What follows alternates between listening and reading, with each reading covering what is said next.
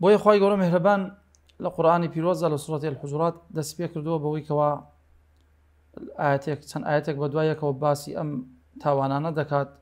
خوای گەورە فەرمێ یا ئەیها الذین آمنوا اجتنبوا كثيرا من الظن إن بعض الظن إثم ولا تجسسوا ولا يغتب بعضكم بعضا أيحب أحدكم أن يأكل لحم أخيه ميتا فكرهتموه واتقوا الله إن الله تواب رحيم.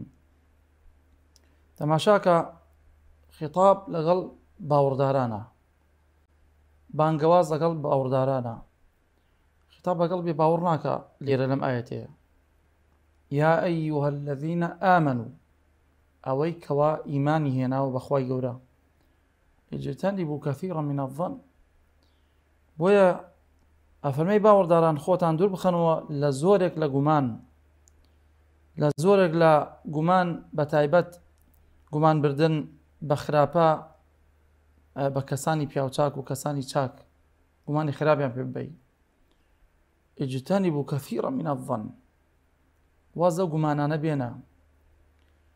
بۆیە لە دوای ئەمە فەرمێ زانایان خوای گەورە فەرمێت وەلا تەجەسەسوا، ئەگەر کەسێک گومان بەرێ بە بەرەکەی، بە براکەی، بە کەسێک، بە هاوسەکەی، بە هاوپیشەکەی لە هەر شوێنێ بێت، لە دوای ئەوە کە گومانی خراپی برد تەجەسوس ئەکا، جاسوسی ئەکا لە دوای ئەوە. ئەو جاسوسیە زۆر خراپە. لە دوای جاسوسی کردنەکە اینجا چی دێت؟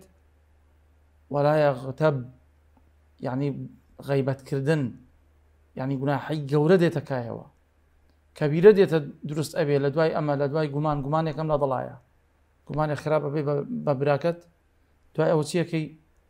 ئەڕۆی جاسوسی لەسەرەکەی، بزانە چی ئەکا و چی ناکە، سێخوڕی لەسەرەکەی. دوای ئەوە کەوا هەشتان سێخوڕیت کرد، جاسوسیت کرد، اینجا شەیتان واز لێ ناهێنێ بێ غەیبەتیکەی، لەم لا باسیکەی، لەو لا باسیکەی، لەسەر یەک گومانێک لە دڵە دروست بۆ بەرامبەری ئەگەر بێت و بڕۆشتایت بە ڕاشکاوانە لەگەڵی دابنشتای قسەت کردایە، ئەو کاتە ئەمەش دەستی پێ ناکرد، تەجەسوس، دواتر غەیبەتکردن، ئەمانە دەستی پێ ناکرد، لەبەرەوە جاسوسی زۆر خراپە.